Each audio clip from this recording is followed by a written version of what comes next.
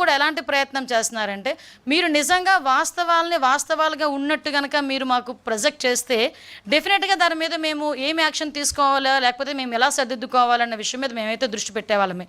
కానీ ఈరోజు పరిస్థితి ఏమవుతుందంటే, అవాస్తవాల్ని వాస్తవాలుగా చిత్రీకరించటం, అవాస్తవాల్ని చూపించి ప్రజల్ని ప్రలోభ పెట్టడం.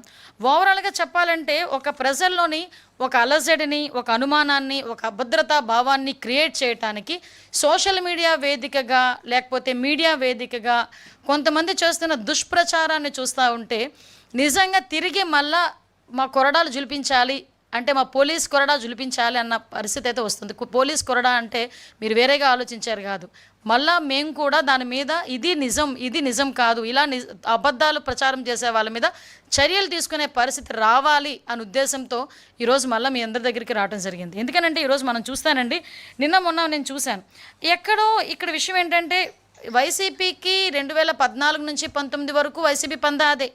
19 నుంచి 24 వరకు వాళ్ళు అధికారంలో ఉన్నా కూడా అవే అవాస్తవాలని వాస్తవాలుగా చిత్రీకరించే ప్రయత్నం చేయటం, మళ్ళా తిరిగి ఇప్పుడు 24 నుంచి ఈ రోజు వరకు కూడా అదే పందాన్ని వీళ్ళు కొనసాగిస్తుంటే, దీన్ని సామాన్యంగా ఏమనాలంటే వారసత్వంగా వచ్చే సమస్యలేమో ఇవి వారసత్వంగా వచ్చే సమస్యల్ని ఈరోజు ఎదుర్కోవడానికి ఈరోజు మేమందరం కూడా సిద్ధంగా ఉన్నాం.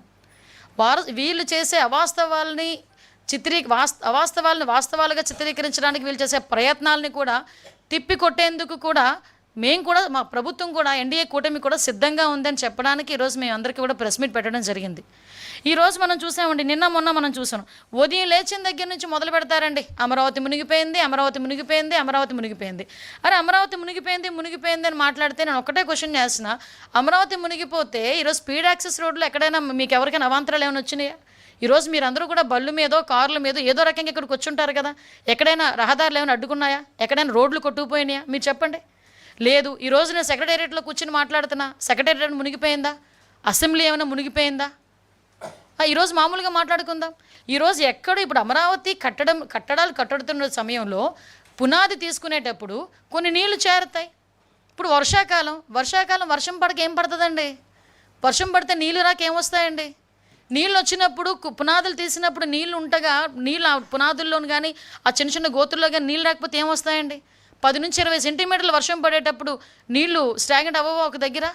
దాన్ని బూచీగా చూపించి ఏకంగా ఈ క్వాంటమ్ వ్యాలీ దగ్గర అంత నీరు వచ్చేసిందని వైసీపీ మీడియాల్లోని, వైసీపీ సోషల్ మీడియాస్లోని కొంతమంది చేత అబద్ధపు ప్రచారాలు.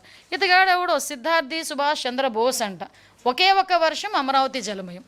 ఎక్కడి నుంచి పేపర్ తీసుకొచ్చి ఈరోజు ఆ ఫోటోలు పెడతారంటే నాకు అర్థం కాదు. ఈరోజు ఇలాంటివి సోషల్ మీడియాలో వేసి దీని గురించి అమరావతి కోసం 3 రిజర్వాయర్లు ఎందుకు, అమరావతిని ఒక రిజర్వాయర్గా కడితే పోలే, ఈ 3 పంటల పండనేలా రిజర్వాయర్లు నీళ్లు పుష్కలంగా ఉండాయి కదా అంటే, ఇలాంటి ఒక రకమైన నెగిటివ్ యాంగిల్లో ప్రొజెక్ట్ చేయటం. ఇది ఒక్కటే కాదండి, ఇలాగా ఒక మూకుమ్మడిగా అమరావతి మీద దాడి చేశారు. ఈరోజు